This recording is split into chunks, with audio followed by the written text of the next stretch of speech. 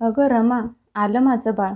सीमाने मान वळून बघितलं तर तिची नणंद रमा परत 2 मोठ्या बॅग घेऊन घरात घुसत होती. आता 2 दिवसापूर्वीच तर ती सासरी परत गेली होती. पण ही काही नवीन गोष्ट नव्हती. मागच्या काही महिन्यांपासून तिची नणंद माहेरी पडून होती. सासरी थोडं जरी भांडण वाद झाला की सामान उचलून माहेरी निघून येत असायची. सीमाच्या सासूनी मालतीताईंनी पळत जाऊन मुलीच्या हातातून बॅग घेतली आणि म्हणाल्या, आलं माझं बाळ. खूप थकली असशील ना? रमा चप्पल काढून सोफ्यावर बसत म्हणाली, वहिनी माझ्यासाठी 1 कप गरम गरम चहा बनवून आण. मी येताना खूप थकली आहे. सीमा काही बोलली नाही आणि गपगुमान 1 कप चहा बनवला. तिच्या भावाने अमितने नजरवर केली आणि बहिणीला म्हणाला, सासरी परत भांडण झाली का तुझी?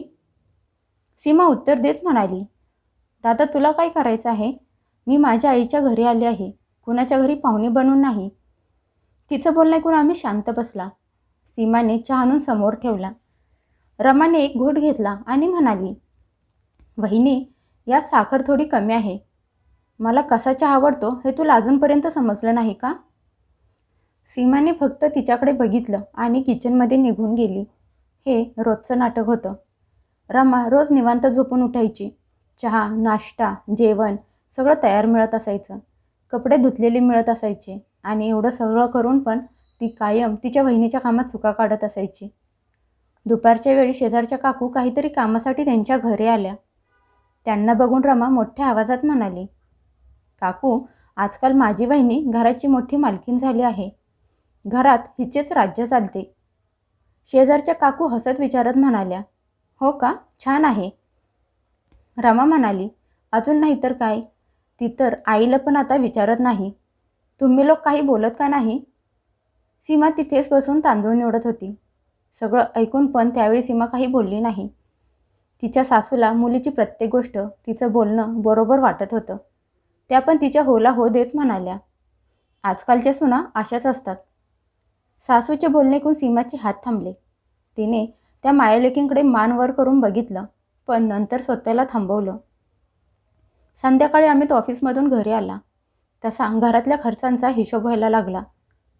तेवढ्यात रमा मध्येच म्हणाली, दादा घरातला खर्च एवढा वाढला आहे तर वहिनीला पण जरा हात आखडता घ्यायला सांग, कमी खर्च करायला सांग. अमित आश्चर्यचकित होऊन म्हणाला, रमा कुठल्या खर्चाबद्दल बोलत आहेस तू? रमा म्हणाली, अरे तिच्या माहेरच्या लोकांचे येणे जाणे, फोन हे सगळं पण खर्चच आहेत. सीमाने हळूच हातातले काम बाजूला ठेवले आणि पहिल्यांदा सरळ नंदेकडे बघून म्हणाली, ताई माझ्या माहेरचे लोक वर्षातून 1-2 वेळा येतात, पण तुम्ही तर मागच्या कितीतरी महिन्यांपासून इथेच पडून आहात. तिचं बोलणं ऐकून नंदेचा चेहरा पूर्णपणे उतरला. तिची सासू लगेच रागात म्हणाली, म्हणून काय झालं? ती या घरची मुलगी आहे. हे घर तिचं आहे. सीमा काही बोलली नाही, पण यावेळी तिच्या चेहऱ्यावर वेगळे भाव होते. त्या दिवशी रात्री जेवताना घरातले वातावरण खूप विचित्र होते. कोणीही जास्त बोलले नाही. पण सीमाच्या मनात जो एवढ्या वर्षापासून साठलेला दुःख, राग होता तो हळूहळू बाहेर यायला लागला होता. रमाला पण जाणवले होते की आता तिची बहिणी शांत बसणार नाही. दुसऱ्या दिवशी सीमा नेहमीप्रमाणे सगळ्यात अगोदर उठली. तिने चहा, नाश्ता बनवला आणि नवऱ्याचा टिफिन तयार करायला लागली. तेवढ्यात तिची सासू आवाज देत म्हणाली, सीमा रमा अजून झोपली आहे. तिचा चहा, नाश्ता ती उठल्यावर गरम गरम करून दे. रमा 11 वाजता उठली. आंघोळ करून सरळ नाश्ता करायला येऊन बसली आणि म्हणाली, वहिनी गरम गरम चहा नाश्ता घेऊन ये. सीमा चहा नाश्ता घेऊन आली, तिच्या समोर ठेवला आणि परत जाण्यासाठी मागे वळली. तशी रमा तिच्या आईला हसून म्हणाली, आई वहिनीचा चेहरा तरी बघ. असं वाटत आहे कालच्या गोष्टीचं तिला वाईट वाटलं आहे, राग आला आहे. तिची आई पण हसून म्हणाली, अगं 4 गोष्टी ऐकून घेतल्या म्हणून काय तिच्या अंगाला छिद्र पडणार आहेत का? सीमा आज पहिल्यांदा तिथे उभी राहून म्हणाली, आई विषय फक्त ऐकून घेण्याचा नाही, तर विषय हा आहे की ऐकून घेणारा पण माणूस आहे. त्याला पण मन आहे, भावना आहेत. आणि ऐकवणाऱ्याचं काय आहे? सासरी काम करायला लागू नये म्हणून माहेर येऊन बसायचं आणि नुसत्या ऑर्डर सोडायच्या. तिच्या बोलण्याने घरात परत शांतता पसरली. रमा नाश्ता करत म्हणाली, वहिनी, तू तर छोट्या छोट्या गोष्टी पण मनाला लावून घ्यायला लागली आहेस. सीमा शांत स्वरात म्हणाली, ताई, मनाला लावून घ्यायची माझी सवय नाही. नाहीतर एवढी वर्ष मी या घरात राहू शकले नसते. रमा काही बोलली नाही, पण तिच्या चेहऱ्यावर राग स्पष्ट दिसत होता. दुपारी जेवण झाल्यानंतर खोली आवरून सीमा फोन बघत बसली होती. तेव्हा बोलता बोलता रमा परत सुरू झाली आणि म्हणाली, वहिनीला तर फक्त तिच्या खोलीचीच पडलेली असते. मी आईची एवढी सेवा करते ते कुणाला दिसतच नाही. यावेळी पण सीमा शांत बसली. शेजारच्या काकू लगेच रमाला म्हणाल्या, रमा, तू खरंच तुझ्या आईची सेवा करतेस का? रमा रागात म्हणाली, नाही करत का? काकू म्हणाल्या, मागच्या महिन्यात तुझ्या आईला दवाखान्यात कोण घेऊन गेलं होतं? रमा शांत. काकू पुढे म्हणाल्या, त्यांची औषधं कोण घेऊन येतं? रमा परत शांत बसली. काकू पुढे म्हणाल्या, तुझ्या आईची रात्रीची तब्येत बिघडल्यावर कोण उठतं? मालतीताई तिथे बसून सगळं ऐकत होत्या. रमा विषय बदलण्याचा प्रयत्न करत म्हणाली, म्हणून काय ती उपकार करते का? सीमा थोड्या कठोर आवाजात म्हणाली, नाही, मी उपकार करत नाही. कारण हे घर माझं आहे, माझी माणसं आहेत. पण जो काम करतो त्याचं नाव खराब करणं पण योग्य नसतं. संध्याकाळी अमित घरी आल्यावर त्याने बघितलं की घरातले वातावरण थोडे तापले होते. जेवताना रमा अचानक म्हणाली, दादा, तुला माहीत आहे का, आजकाल बहिणी मला इथे येऊन राहिल्याबद्दल टोमणे मारत असते. अमितने चकित होऊन सीमाकडे बघितले, पण यावेळी सीमा घाबरून शांत बसली नाही. ती सरळ म्हणाली, मी इथे येऊन राहण्याबद्दल टोमणा मारला नाही, तर मी फक्त एवढंच म्हणाले की जर तुम्हाला इथे एवढं सगळं चुकीचं वाईट वाटतं तर तुम्ही तुमच्या घरी का जात नाही? हे ऐकून रमाने रागात ताट बाजूला सरकवले आणि म्हणाली, म्हणजे आता हे घर माझं राहिलं नाही? सीमा तिच्या डोळ्यात बघून म्हणाली, ताई, हे घर तुमचं पण आहे, पण तुमचं फक्त हे एकच घर नाही ताई, तर तुमचं अजून एक हक्काचं घर आहे, जिथे प्रत्येक छोट्या छोट्या भांडणानंतर राहायचं सोडून तुम्ही इथे येऊन बसता. हे ऐकून रमा रागात तळमळून उठली. मालतीताई मुलीची बाजू घेत म्हणाल्या, माझी मुलगी इथे राहिल्यामुळे कुणाला काय प्रॉब्लेम आहे?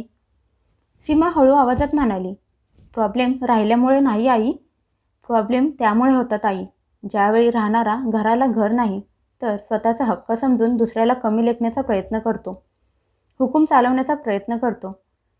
रमा रागात उठून उभी राहिली आणि म्हणाली, ठीक आहे वहिनी, आता मी पण बघते या घरात कुणाचा हुकूम चालतो ते. असं म्हणत ती तिच्या खोलीत निघून गेली. सीमाला पहिल्यांदा असं वाटलं की गोष्टी आता फक्त टोमण्यांपुरत्याच मर्यादित राहणार नाहीत. पुढचे 2 दिवस घरातले वातावरण खूप गरम होते. रमा सीमासोबत सरळ बोलत पण नव्हती, पण जिथे चान्स मिळायचा तिथे आईचे कान भरायला सुरुवात करायची आणि म्हणायची, आई, तू बघितलास का, वहिनी प्रत्येक गोष्टीत काही उलट उत्तर द्यायला लागले आहे. आई, वहिनी आजकाल कुणाची इज्जत करत नाही. तिची आई पण मुलीच्या बोलण्यात येऊन छोट्या छोट्या गोष्टींवरून सुनेला ऐकवत असायची. सीमा अजून पण तिचं काम करत होती. सकाळी उठल्यापासून रात्री झोपेपर्यंत घरातली सगळी कामं करत होती. पण आता ती प्रत्येक चुकीच्या गोष्टीत मान खाली घालून ऐकून घेत नव्हती. एक दिवस अमित संध्याकाळी घरी आला तेव्हा घरातून मोठ्याने बोलण्याचा आवाज ऐकू येत होता. रमा रडत होती. तिची आई तिला शांत बसवत होती. अमित घाबरून खोलीत आला आणि म्हणाला, काय झालं? रमा रडत म्हणाली, दादा, तुझ्या बायकोची इच्छा आहे की मी या घरातून निघून जावं. अमितने लगेच बायकोकडे बघितलं आणि म्हणाला, सीमा, तू असं बोललीस? सीमा शांत स्वरात म्हणाली, नाही, मी फक्त एवढंच म्हणाले की प्रत्येक वेळी भांडण करून माहेरी निघून येणं हा कुठल्या प्रॉब्लेमचा उपाय नाही. रमा लगेच म्हणाली, आई, तू बघितलंस का? असं म्हणत ती परत रडायला लागली आणि म्हणाली, आता मला चुकीचं ठरवलं जात आहे. आज पहिल्यांदा हॉलमध्ये बाजूला सोफ्यावर बसलेले तिचे वडील मोठ्या आवाजात म्हणाले, रमा, शांत बस. त्यांच्या आवाजाने घरात शांतता पसरली. तिचे वडील एकदम शांत होते.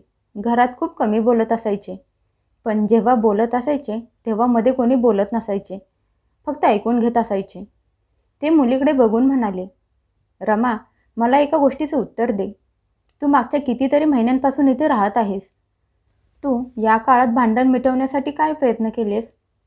याची रमाजवळ काही उत्तर नव्हते. तिचे वडील म्हणाले, तू तुझ्या नवऱ्याशी बोललीस? तुझ्या सासरच्या लोकांच्या सोबत बसून बोललीस? समजून सांगण्याचा प्रयत्न केलास?